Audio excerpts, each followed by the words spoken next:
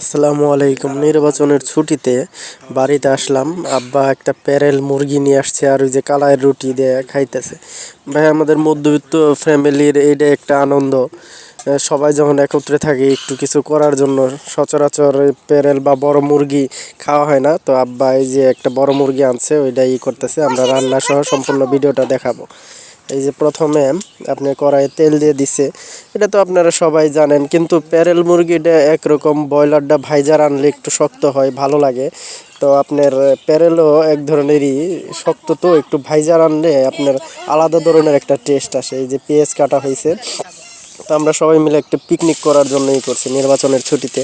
তো এই যে আসছি, কড়াইয়ে মাংস হলুদ মরিচ দিয়ে মাখিয়ে, একটু লবণ দিয়ে মাখিয়ে এই যে কড়াইয়ে মাংস দেওয়া হয়েছে।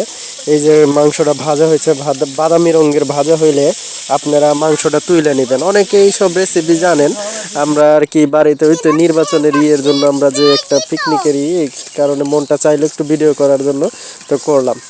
তো একটু ভাইজান আর রানলে এটা গরুর মাংসের মতো। এই যে মশলা দিয়ে দিছে, আলু পেঁয়াজটা একটু কষাইবেন, কষানোর পর তো এটা একটা আলাদা ধরনের একটা বাদামি আঁচ আসলে একটু মশলা দিয়ে দিবেন, হলুদ মরিচ দিয়ে আদা রসুন বাটাটা দিয়ে দিবেন।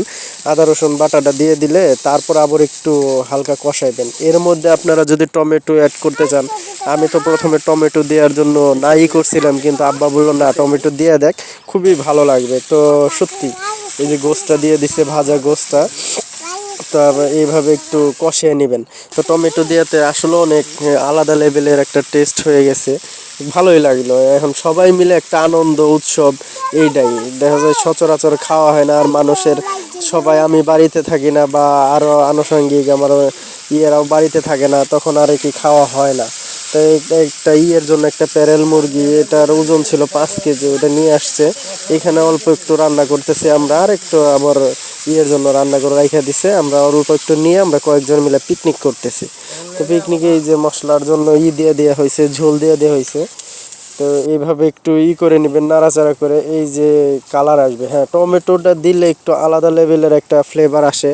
আপনারা রসুনটা, অনেকে রসুন বা আদা একটু কুচি কুচি করে একটু মোটা রাখে, ওটাও দিলে ভালো লাগে। আবার অনেকে আদা একটু মোটা খাইতে ভালো লাগে না, তারা এইভাবে করবেন।